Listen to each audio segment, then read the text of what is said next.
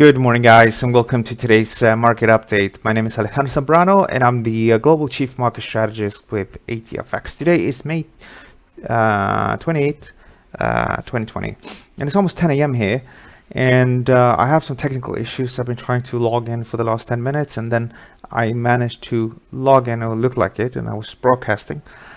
But in fact, I was not on air, so I was speaking to myself for about 7 minutes.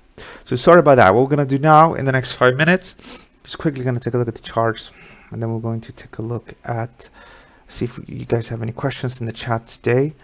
I do know there are some people in the chat already, so let's see if we can check that out. But sorry again for the issues.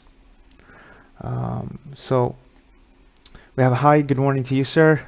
We have Liz as well, good morning. And we have Marvin, good morning to you. And we have Eonot, good morning to you as well. I hope I pronounced that correctly. There's a question here. You often say the price is going nowhere. Does that mean that it's range bound, or are you trading, or you're trend following trader only? So that's two questions. So the first thing is, yes, it means that it's range bound, that it's not going anywhere. But sometimes it's physically not going anywhere, and it's really not it's not even worth to trade it, especially if a range is too narrow and this price and the spreads are wide. And then, am I a trend following trader only? Yes, I am a trend following trader only, primarily. I don't usually trade ranges, because if you look here, I look at about 120 markets, so I just skip from one trending market to another one. Sometimes, though, there's absolutely nothing happening, and sometimes it's just better to lay low when there's no trend, there's no theme, people don't really know exactly what's happening. So that happens sometimes. All right, what we're gonna do now is we're going to take a look at the markets. We have about 5 minutes, so let's begin. So this is your euro, and the euro is just trading sideways here, and it did try to trade higher, but it failed yesterday, 10:30 a.m. London time. It failed overnight at 2:30 a.m. And then this morning at 6:30, it tried to trade higher again, 7 o'clock actually London time. If we take out this, what looks almost now like a triple top, I think it's fine to be bullish. And you do have obviously a bit of bullish bias above this level, but because we're capped by that level here, you can see that on 6 hours, because we're capped by that level, there's a high risk that this is actually just gonna go back to the midpoint, and then you're back trading sideways again. So that's it really. Look for that break. GBP versus the USD is sort of in this bear channel within an overall bearish trend, but I would not get too excited. The price is getting squeezed between 121.59 and 124.40, and let it go up, let it trade sideways for longer, and then maybe we can trade a breakout if when we have a better pattern than something like this. Here's the dollar versus the Japanese yen. It's also one of those markets. This is definitely not going anywhere. That's what I usually say, right? So this is very difficult as a trader to make any money when the market is not moving. Of course, to some people that specialize, some people that live in Asia or in Australia and places like that, where the markets are usually quiet. So then obviously what do? You adapt, unless you want to wait for the London session, which a lot of people also do. So so there's ways of getting some money out of this, but I haven't really figured out something that works really good for me.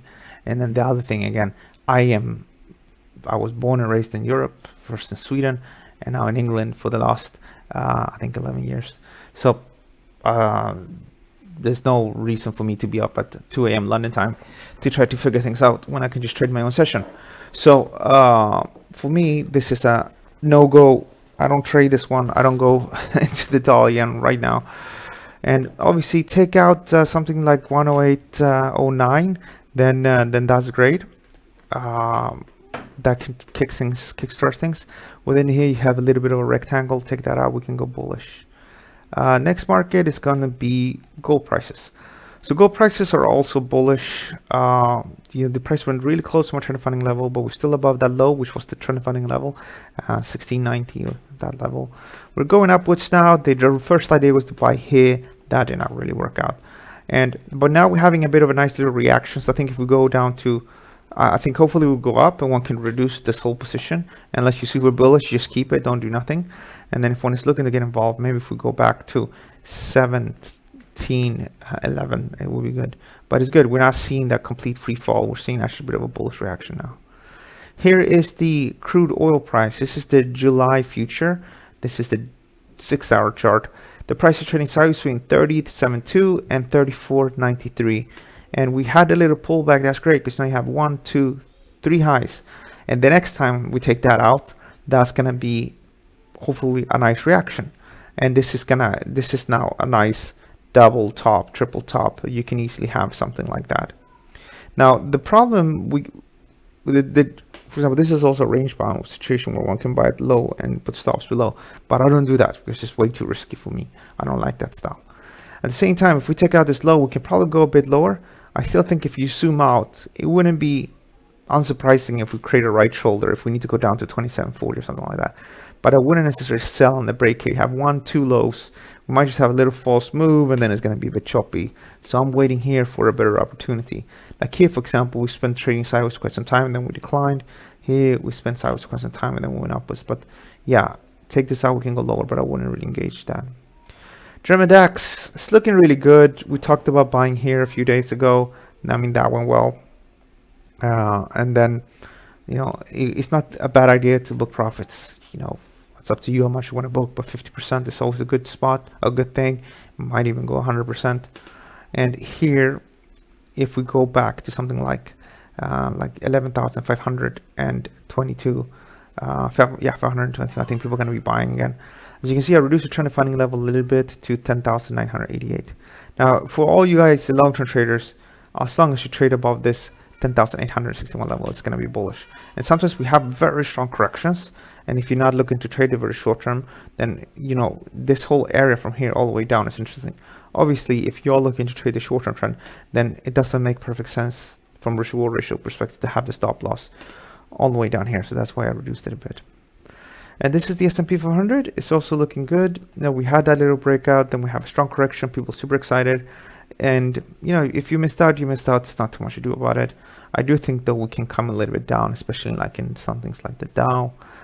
And here, I think if we go down to 29.98, I think people are going to be buying again, okay? Then we're probably going to attack the upside. And I think that's pretty much it. So we covered all the main markets. We did that under 10 minutes. And hopefully I can go live tomorrow on the ATFX YouTube channel. I was live earlier today, like at 8 o'clock, and that worked perfectly fine. But for some reason, I was not able to broadcast to YouTube, and that's what we're doing this recording. All right, guys, I hope this helps. I hope this gets you excited. We are having some very decent trends in stock markets. That's where I will put my focus on right now. There are some currency pairs as well that are highly linked to stock markets. New Zealand dollar yen, Aussie dollar Swissy, stuff like that. Aussie dollar itself, just the New Zealand dollar. So they're all very interesting. And the current situation. Of course, with Hong Kong and all of that, it wouldn't be unsurprising if we have some big news, some big slam and a big big slide at one point. But hopefully, and it's always like that, we always get back a bit by the end of the trend. But hopefully, you know, this is not going to be the case, and we'll just go upwards. All right, guys, have a beautiful day, and I'll see you guys tomorrow. Thank you, and bye-bye.